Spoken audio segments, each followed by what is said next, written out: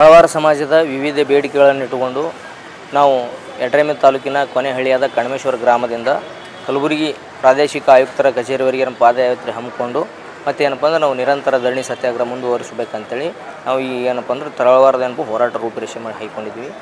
ವಿಶೇಷವಾಗಿ ಏನು ಹೇಳ್ಬೇಕಂದ್ರೆ ನಾವು ಪರಿಶಿಷ್ಟ ಪಂಗಡಕ್ಕೆ ಸೇರಿಸಿ 5 ವರ್ಷ ಆಯ್ತು ಕೇಂದ್ರ ಸರ್ಕಾರ.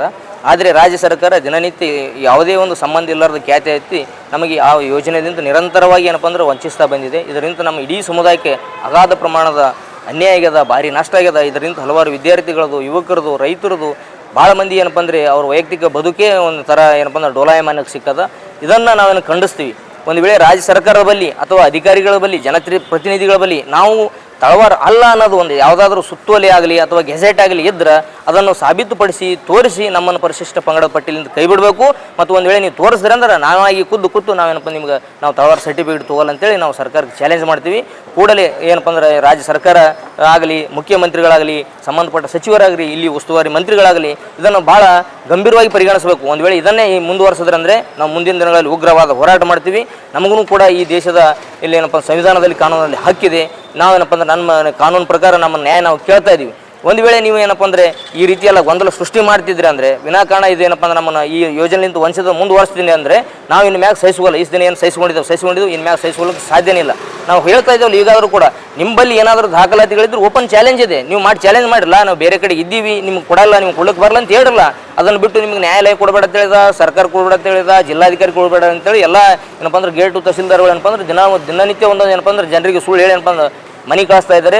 ನಮ್ಮ ಜನ ಇದರಿಂದ ಭಾಳ ರೋಷ ಹೋಗೋದ. ದಿನನಿತ್ಯ ಏನಪ್ಪ ಅಂದ್ರೆ ಅವ್ರ ಆರ್ಥಿಕ ಪರಿಸ್ಥಿತಿ, ಆರೋಗ್ಯ ಹದಗೆಡ್ತಾ ಇದೆ. ದಿನನಿತ್ಯ ಕಚೇರಿಗೆ ಅಲಿದಾಡಿ ನೀವು ಒಂದು ವೇಳೆ ಕೊಡಬಾರ್ದು ಅನ್ನೋದು ನಿಮ್ಮಲ್ಲಿ ಇತ್ತಂದ್ರೆ ಸೂಕ್ತವಾದ ದಾಖಲಾತಿಗಳು ವಹಿಸ್ರಿ. ಯಾಕಂದರೆ ಈ ದೇಶದಲ್ಲಿ ಇರೋದು ಲಿಖಿತ ಸಂವಿಧಾನ, ಇಲ್ಲಿ ಅಲಿಖಿತ ಸಂವಿಧಾನ ಇಲ್ಲ. ನೀವೇನೇ ಹೇಳಬೇಕಾದ್ರೂ ಕೂಡ ಒಂದು ಹಿಂಬರದಾಗ, ಒಂದು ದಾಖಲಾತಿ ರೂಪದಾಗ, ಒಂದು ಗೆಜೆಟ್ ರೂಪದಾಗ ಏನಪ್ಪ ಅಂದ್ರೆ ಸಂಬಂಧಿಸಿದ ವಿಷಯಕ್ಕೆ ನಾವು ಅಲ್ಲ ಅಂತೀವಿ ಅಂದ್ರೆ ಅದಕ್ಕೊಂದು ನೀವು ಗೆಜೆಟ್ ಪೂರೈಕೆ ಮಾಡಿರಿ, ಒಂದು ಸುತ್ತೋಲೆ ಪೂರೈಕೆ ಮಾಡಿರಿ. ನಿಮ್ಗೆ ಕೊಡ್ಲಿಕ್ಕೆ ಬರಲ್ಲ ಅಂತ ಹೇಳಕ್ಕೆ ಅವಾಗ ಒಪ್ಪಲಿಕ್ಕೆ ಬರ್ತದೆ. ನೀವು ಬಿಟ್ಟು ಬಾಯಿ ಮಾತಿಲಿ ಹೇಳೋಣ, ನೀವು ಯಾರ್ದೋ ಒಂದು ಬಂದು ನಮ್ಗೆ ಆಲಾರ್ದವ್ರು ಮತ್ತೊಬ್ಬರು ಯಾವುದೋ ಒಬ್ಬ ಪಟ್ಟಭದ್ರ ಹಿತಾಸಕ್ತಿಗಳು ಬಂದು ಅರ್ಜಿ ಕೊಡೋಣ, ಅವ್ರ ಮ್ಯಾಗ ನಮ್ಮ ಮ್ಯಾಗ ಅರ್ಜಿ ಮಾಡಿಕೊಂಡು ನಮ್ಮೆಲ್ಲ ನೌಕರಿಗೆ ಆಗಲಿ, ಜನಸಾಮಾನ್ಯರಿಗಾಗಲಿ, ಯುವಕರಿಗಾಗಲಿ ಯಾವುದೇ ರೀತಿ ಸೌಲಭ್ಯ ತೊಗೊಂಡ್ರಿ, ಸರ್ಟಿಫಿಕೇಟ್ ತರುವಂದವ್ರಿಗೆ ಏನಪ್ಪ ಅಂದ್ರೆ ಒಂದೇ ದಿನ ಕಾಲಾವಕಾಶ ಕೊಟ್ಟು ಏನಪ್ಪ ಅಂದ್ರೆ ಅವ್ರಿಗೆ ಏನಪ್ಪ ವಿಚಾರಣೆ ಕರಿತೀರಿ.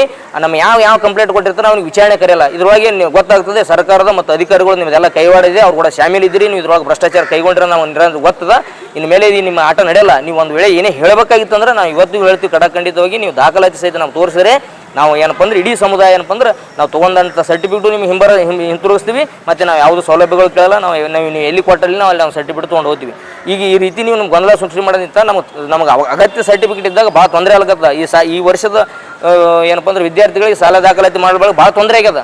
ಸರ್ಟಿಫಿಕೇಟ್ ಇಲ್ಲಾರ್ದೆ ಶಾಲೆದೊಳಗೆ ಅಡ್ಮಿಷನ್ ಆಗಲ್ಲ. ಹೋಗಿ ಕೊಡೋ ಅಂದ್ರೆ ಕಾರಣಗಳು ಹೇಳ್ತಾರೆ, ಹಲವಾರು ಕಾರಣಗಳೇ ಅಲ್ದಾಡಿಸ್ತಾರೆ. ಒಂದು ಸರ್ಟಿಫಿಕೇಟ್ ತೊಗೋಬೇಕಾದ್ರೆ ಕೋರ್ಟದು ಕಾನೂನು ಅದು ತೊಗೊಂಬರಿ, ಇದು ತೊಗೊಂಬರಿ, 1 ನಂಬರ್ ಎಷ್ಟು ತೊಗೊಂಬರಿ, ನೀವು 3 ಮುತ್ಯಾರ್ಥ ತೊಗೊಂಬರಿ. ಈ ದೇಶದ ಶಿಕ್ಷಣ ಚಾಲುವಾಗಿ 70 ವರ್ಷ ಆಯಿತು. 3 ತಲೆಮಾರು ಕೇಳಿದ್ರೆ 300 ವರ್ಷದಿಂದ ಎಲ್ಲಿ ತರ್ಲಿಕ್ಕಾಗ್ತದೆ? 300 ವರ್ಷದಿಂದ ಯಾರು ನಮ್ಮ ಅಪ್ಪ ಓದಿನ, ನಿಮ್ಮ ಅಪ್ಪ ಓದಿನ, ನಿಮ್ಮ ಮುತ್ತೆ ಓದಿನ, ನಿಮ್ಮ ಮುತ್ತಾತ ಓದಿನ? ನೀವು ಕೇಳಕ್ಕೆ ನೀವೇನು ಕೊಟ್ಟು ತಂದಿರಿ ಅಷ್ಟು ಮಂದಿದು? ನಾಳೆಗೆ ನಾವು ನಿಮಗೂ ಕೇಳ್ತೀವಿ. ನೀನು ಯಾವ ಏನಪ್ಪ ಅಂದ್ರೆ ಜಾತಿ ಅರ್ಹತೆ ಮ್ಯಾಗ ಬಂದು ನೀವು ಜಾಯ್ನ್ ಆಗಿ ನೌಕರಿ ಮಾಡಿದ್ರೆ ನೀ ಆ ಜಾತಿ ಎಲ್ಲ ಅಲ್ಲತ್ ನಾನು ನಿಮ್ಮ ಮ್ಯಾಗ ಕಂಪ್ಲೇಂಟ್ ಮಾಡ್ತೀನಿ. ನೀನು 3 ತಲೆಮಾರಿನ ದಾಖಲಾತಿ ತಂದು ಸಲ್ಲಿಸಬೇಕಲ್ಲ. ಅದಕ್ಕೆ ವಿಶೇಷವಾಗಿ ಕೆಲವೊಂದು ಪಟ್ಟಭದ್ರ ಹಿತಾಸಕ್ತಿಗಳು ಕೆಲವೊಂದು ಜಾತಿ ಅಧಿಕಾರಿಗಳನ್ನು ಇದ್ರೊಳಗೆ ರಾಜಕೀಯ ಮಾಡ್ತಾರೆ. ಅವ್ರು ದಯವಿಟ್ಟು ಏನಪ್ಪ ಅಂದ್ರೆ ರಾಜಕೀಯ ಮಾಡಂಗಿತ್ತಂದ್ರೆ ತಮ್ಮ ನೌಕರಿಗೆ ಏನಪ್ಪ ಅಂದ್ರೆ ರಾಜೀನಾಮೆ ಕೊಟ್ಟು ಬಂದು ಓಪನ್ ಆಗಿ ರಾಜಕೀಯ ಮಾಡಲಿ. ಅದನ್ನು ಬಿಟ್ಟು ಒಂದು ಅಧಿಕಾರಿಗಳು ಕೂತು, ಒಂದು ಸಂವಿಧಾನಿಕ ಹುದ್ದೆಯಲ್ಲಿ ಕೂತು, ಸಾರ್ವಜನಿಕ ಸೇವೆ ಸಲ್ಲಿಸಲಿ ಅಂತ ಕೂತಲ್ಲಿ ಜನರಿಗೆ ತೊಂದರೆ ಮಾಡ್ತಿರೋದು ತುಂಬ ಅಕ್ಷಮ್ಯ ಅಪರಾಧ, ಸಂವಿಧಾನ ಉಲ್ಲಂಘನೆ, ಕಾನೂನು ಉಲ್ಲಂಘನೆ ಆಗ್ತದೆ. ಇದರ ಪ್ರತಿಫಲ ನೀವು ಮುಂದೆ ಏನಪ್ಪ ಅಂದ್ರೆ ತರಬೇಕಾಗ್ತದೆ. ನಾವು ಸುಮ್ಮ ಸಹಿಸಲ್ಲ. ಮುಂದಿನ ದಿನಗಳಲ್ಲಿ ನೀವು ಇಷ್ಟೆಲ್ಲ ನಮ್ಮ ವಿಷಯದಲ್ಲಿ ಕಾನೂನು ಉಲ್ಲಂಘನೆ ಮಾಡಿರಿ ಅಂದ್ರೆ ನಾವು ಕಾನೂನು ಏನಪ್ಪ ಕೈಗೆ ಎತ್ಕೋತೀವಿ. ನಮಗೂ ರೈಟ್ಸ್ ಅದ, ನಿಮ್ಗೆ ಯಾವ ರೈಟ್ಸ್ ಅದ, ನಮಗೂ ಆ ರೈಟ್ಸ್ ಅದ. ನೀವು ಏನಪ್ಪ ಅಂದ್ರೆ ಸಾರ್ವಜನಿಕ ಸೇವೆ ಸಲ್ಲಿಸಕ್ಕೆ ಬಂದಿರಿ. ನೀವು ಇಲ್ಲಿ ಯಾವುದೋ ರಾಜಕೀಯ ಮಾಡಕ್ಕೆ ಮತ್ತೊಬ್ಬರು ಯಾರೋ ಮಾತು ಕೇಳ್ಕೊಂಡು ಅಧಿಕಾರ ಚಲಾಯಿಸಲಿಕ್ಕೆ ಬಂದಿಲ್ಲ. ಹಂಗೆ ಏನಾರು ಇತ್ತು ಅಂದ್ರೆ ನೀವು ಉದ್ದೇಶಪೂರ್ವಕ ರಾಜಕೀಯ ಇಟ್ಕೊಂಡು ಬರ್ರಿ, ನೀವು ನೋಡೋಣ, ನಾವು ಮಾಡೋಣ, ನೀವು ಮಾಡೋಣ. ಅದನ್ನು ಬಿಟ್ಟು ನೀವು ಬೇರೆ ವಿಷಯಗಳನ್ನು ಇಟ್ಕೊಂಡು ವಿನಾಕಾರಣ ಹೇಳ್ಕೊಂಡು ನೀವು ಇದೇ ರೀತಿ ದಾರಿ ತಪ್ಪಿಸಿದ್ರೆ ನಾವಂತೂ ಸಹಿಸ್ಕೊಳ್ಳಲ್ಲ. ಇಲ್ಲಿ ಏನಪ್ಪ ಜಂಟಿ ನಿರ್ದೇಶಕರಲ್ಲಿ ಈಗ ಹೊಸದಾಗಿ ಬಂದ DM ಏನಪ್ಪ ಅಂದರೆ ಮಲ್ಲಿಕಾರ್ಜುನ್ ಅಂತ ಹೇಳಿದಾರೆ, ವಾಲ್ಮೀಕಿ ಅಭಿವೃದ್ಧಿ ನಿಗಮದ ಅವರೇ ಹೇಳಂಗಿಲ್ಲ. ಸರ್ಕಾರಕ್ಕೆ ಸುತ್ತೋಲೆ ಏನಪ್ಪ ಅಂದ್ರೆ ಕ್ಲಾರಿಫಿಕೇಶನ್ ಬರೀತಾರೆ. ರೈಟ್ಸ್ ಇವ್ರಿಗೆ ಯಾರು ಕೊಟ್ಟರೆ? ಸರ್ಕಾರ ಸುತ್ತೋಲೆ ಬರೆದು ನೀವು ಕೇಳೋ ಸರ್ಕಾರ ದಿನ 108 ಆದೇಶ ಹೊಡಿಸ್ತದೆ. ಅದನ್ನು ಗೊತ್ತಾಗಲ್ಲ ನಿಮಗೆ. ಏನು ಕತ್ತಿ ಕಾಯ್ದು ಬರ್ದಿರ ನೀವು ಇಲ್ಲಿ ಜಾಬಿಗೆ ಬರ್ಬೇಕಾದ್ರೆ? ಅನ್ಪಾಡುಗಳ ಸತಿಗೆ ಈ ರೀತಿ ಮಾಡಲ್ಲ. ಇವರು ಒಬ್ಬರೆಲ್ಲ ಇದು ಉದಾಹರಣೆ ಕೊಟ್ಟು ಹೇಳ್ಕತ್ತೀನಿ. ಎಲ್ಲ ಇಡೀ ಡಿಸ್ಟಿಕ್ದಾಗ ಹೈದರಾಬಾದ್, ಕರ್ನಾಟಕ ಬಹುತೇಕ ಎಲ್ಲ ಅಧಿಕಾರಿಗಳು ಇದೇ ರೀತಿ ಅನುಸರಿಸ್ತಾರೆ. ನಾಳೆಗೆ ಇದಕ್ಕೆ ಏನಪ್ಪ ಅಂದ್ರೆ ತಕ್ಕ ಬೆಲೆ ನೀವು ತರಬೇಕಾಗ್ತಂತ ಹೇಳ್ತಾ ನಾವು ಈ ಸಾರಿ ಏನಪ್ಪ ಅಂದ್ರೆ ಹಮ್ಮಿಕೊಂಡು ಹೋರಾಟ ಭಾಳ ಏನಪ್ಪ ಅಂದ್ರೆ ಜಾಗೃತಿಪೂರ್ಣವಾಗಿದೆ, ಭಾಳ ಉಗ್ರವಾಗಿ ಹೋರಾಟದ, ಭಾಳ ಶಾಂತಿಯುತವಾಗಿದೆ. ನಾವು ಆರಂಭದ ಹೆಜ್ಜೆ ಭಾಳ ಶಾಂತಿಯುತವಾಗಿರ್ತೀವಿ.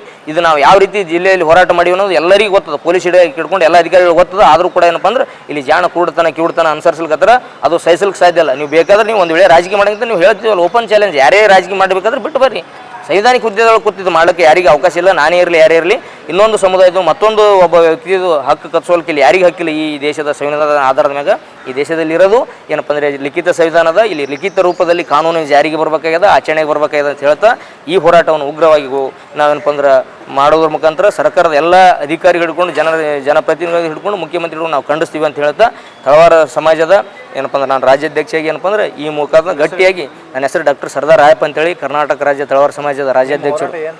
ನಂದು ಇದು 25/4/2025 ಕಣಿಮೇಶ್ವರ ಗ್ರಾಮದಿಂದ ಆರಂಭಿಸಲಿಕ್ಕೆ ಪಾದಯಾತ್ರೆ ಮುಖಾಂತರ ಸುಮಾರು 100-150 ಕಿಲೋಮೀಟರ್ ಆಗ್ತದೆ.